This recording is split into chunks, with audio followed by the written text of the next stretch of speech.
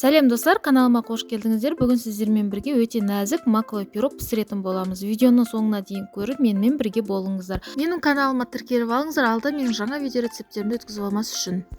Ең әуелі бізге керегі жұмыртқа. Жұмыртқамызды саламыз, үстіне шай ішетін кесемен қантымызды саламыз. Немесе тәттілігін аз қылғыңыз келсе, жарты пиалада жетеді. Осының екеуін жақсылап араластырамыз көпіргенше, қанты ерігенше.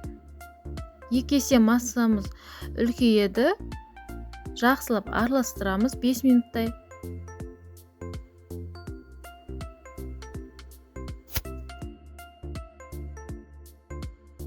Массамыз екі есе көтерілген кезінде осындай сүтімізді, бір бокал жылы сүтімізді құямыз.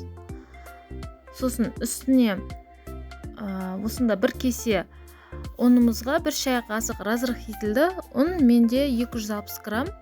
Осын салып, үстіне 30 граммдай магымызды қосамыз. Макты аз салсаңыздар да болады, өздеріңіз қалауыңызша. Енді миксердің көмегімен жақсылап араластырамыз.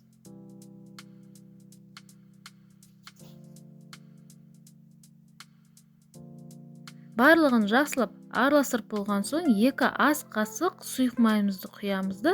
Тағы да бір келкі болғанша миксердің көмегімен араластырамыз. Енді пешімізді алдын ала 180 градусқа қыздырып аламыз. Мендегі форма 22 размер. Сіздер қалаған формаларыңызды жасасаңыздар болады.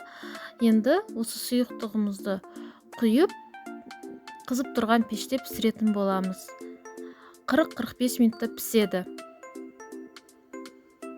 Неге бізде 40-45 минут өтті, енді осындай ағаштың көмегімен піскенін анықтайтын боламыз. Құрғақ болса пісті деген сөз. Енді суылған соң формамыздан шешеміз. Үстіне қалаған затыңызбен әсемдесеңіздер болады. Мен сахарный пудра қолдандым. Алда менің жаңа видео рецепттерімді өткізіп алмас үшін менің каналыма тіркеліп қойыңыздар. Ал сіздер міндетті түрде осы рецептпен жасап көріңіздер, өте керемет болып шығады.